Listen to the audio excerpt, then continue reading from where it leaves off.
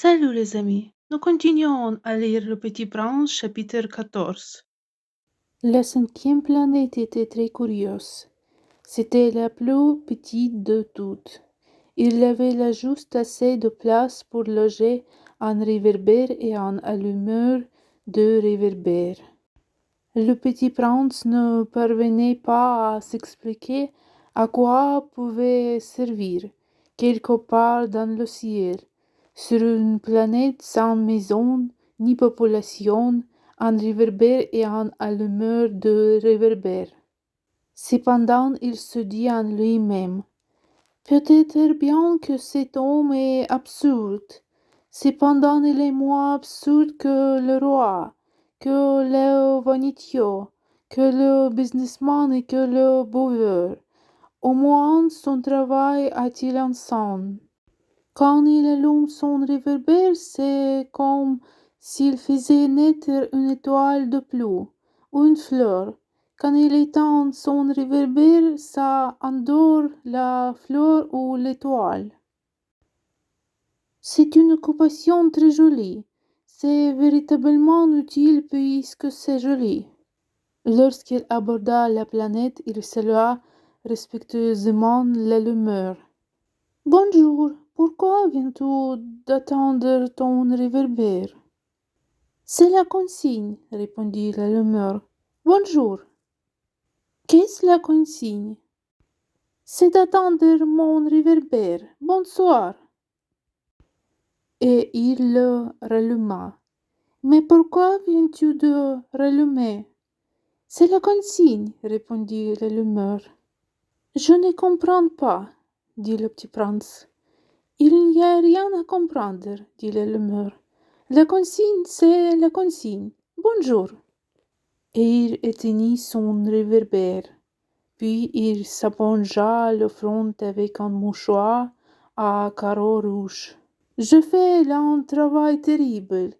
C'était raisonnable autrefois.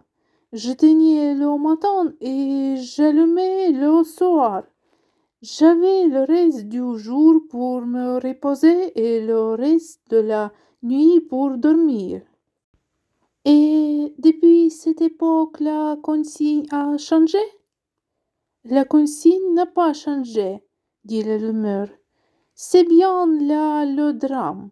La planète d'année en année a tourné de plus en plus vite et la consigne n'a pas changé. Alors, dit le petit prince, alors maintenant qu'elle fait un tour par minute, je n'ai plus une seconde de repos. J'allume et j'éteins une fois par minute. Ça c'est drôle. Les jours chez toi durent une minute. Ce n'est pas drôle du tout, dit l'allumeur. Ça fait déjà un mois que nous parlons ensemble. Un mois? Oui, 30 minutes, 30 jours. Bonsoir. Il ralluma son réverbère. Le petit prince le regarda et il aima cette allumeur qui était si fidèle à sa consigne. Il se souvit des couchers de soleil qui lui-même était autrefois cherché en tirant sa chaise. Il voulut aider son ami. Tu sais, je connais un moyen de te reposer quand tu voudras. Je veux toujours, dit l'allumeur, car on peut être à la fois fidèle et paresseux. Le petit prince poursuivit.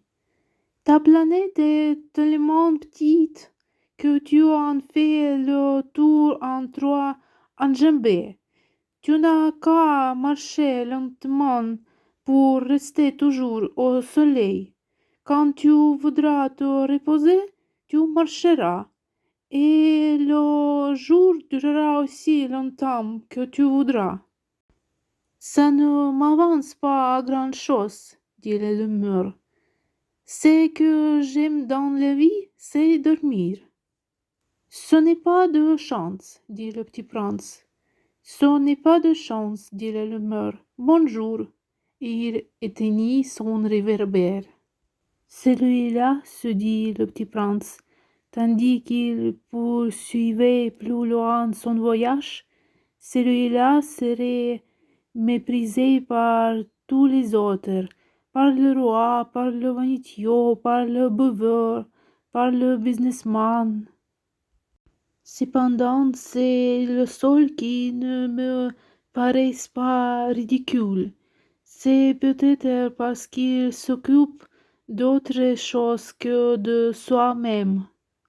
Il eut un soupir de regret et se dit encore: celui-là est le seul dont j'eusse pu faire mon ami, mais sa planète est vraiment trop petite. Il n'y a pas de place pour deux. Ce que le petit prince n'osait pas s'avouer, c'est qu'il regrettait cette planète, bénie à cause, surtout, des 1440 couchers de soleil par 24 heures. Le chapitre est terminé. Pensez-vous que le temps passe vraiment vite ou devrions-nous simplement prendre notre temps? Écrivez dans les commentaires, abonnez-vous à la chaîne et jusqu'au chapitre suivant.